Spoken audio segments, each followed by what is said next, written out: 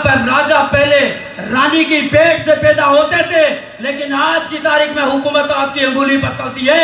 अगर ये समाज सोच ले तो सरकार बदल सकती है, ये समाज सोच ले तो ताकत बदल सकती है, प्रधानमंत्री बदल सकते हैं, विधायक बदल सकते हैं और मंत्री सरकारें बदल सकती है।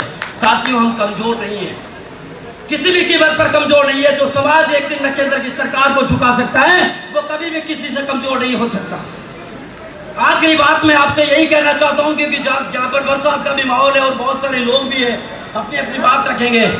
साथियों, आखिरी बात मेरी गांठ बांध के याद रख लेना कि हम लोगों को आज तक लाइन में खड़ा किया है। किस चीज की लाइन में? 2 रुपए किलो मिलने वाले राशन की लाइन में। लेकिन आज से हमें यह प्रण लेकर जाना है, इस समाज में आज जो बरसात में भीग रहे हो, इससे आज प्रण लेकर जाए कि हमें आज से लाइन तोड़नी है। ये 2 रुपए किलो गैस वाली लाइन तोड़कर हम जाएंगे राजनीति की लाइन में, हम जाएंगे शिक्षा की क्षेत्र में, हम जाएंगे व्यवसाय के क्षेत्र में, हम जाएंगे हुकूमत की लाइन में, हम यहाँ से जाएंगे पार्लियामेंट के संसद में। इन तमाम बातों के साथ मैं आपसे यही आह्वान करना चाहता हूँ कि मेरी बातों को आपको अच्छा लगे तो एक बार फिर से बाबा साहब अम्बेडकर का जयकारा हम लगाएंगे। जय भीम। धन्यवाद।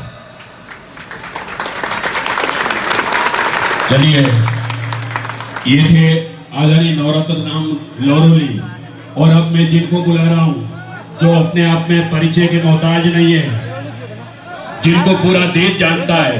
आप देखते हैं मेवाड़ की माटी का एक ऐसा शेर जिनको अभी अभी गत दिनों मेवाड़ अवार्ड से सम्मानित किया गया, श्री राहुल जी मेघवाल को आवाज दे रहा हूं। बजाओ तालियां जोरदार। आदरणीय राहुल जी सर को आवाज देने की तैयारी है।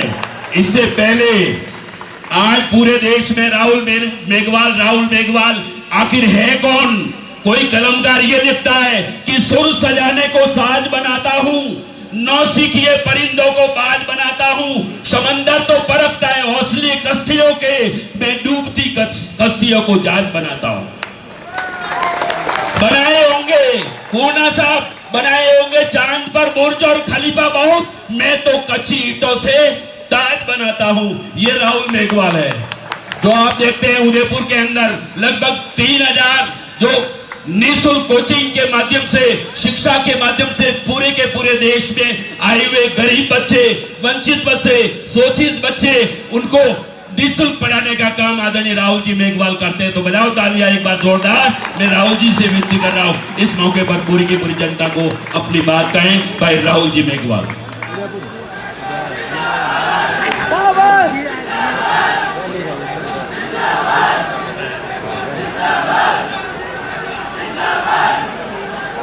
मेघवाल समाज के इस महाकुंभ में समाज के माता बहनें, बड़े बुजुर्ग, युवा साथी आप पधारे हैं। जितने भी युवा साथी, मैं चाहूंगा कि एक बार 5 मिनट के लिए आप सुन लीजिए।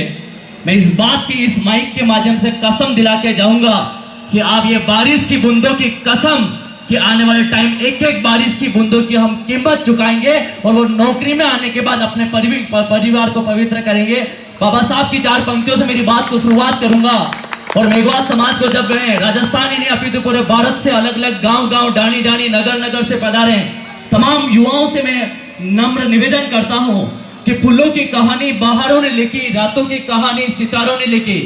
अब नहीं मेघवाल समाज किसी गुलाम, क्योंकि मेघवाल समाज की भविष्य कहानी बाबा साहब ने लिखी। जितने भी युवा साथी, बड़े बुजुर्ग, माता बहनें यहाँ पधारे हैं, मुझे इस महाकुंभ मेघवाल समाज के अंदर सिर्फ जिस टॉपिक के लिए बुलाया वो है शिक्षा। और मुझे नहीं पता जितने भी युवा साथी, बड़े बुजुर्ग, माता बहनें शिक्षा के बारे में क्या सोचते हैं, लेकिन जब हम बाबा साहब के बारे में सोचते हैं तो मैं उन सालों को याद करवाना चाहूंगा जब किसी व्यक्ति को पानी पीने के मात्र से नहीं, आवाज मात्र से नहीं, सिर्फ परछाई मात्र से अपवित्र कर देते थे। उस जमाने में उस व्यक्ति ने शिक्षा को अधिकार बनाया और भारत के लोकतंत्र को चलाने के लिए संविधान लिखा। वो शिक्षा का दम है और शिक्षा को चलना पड़ेगा।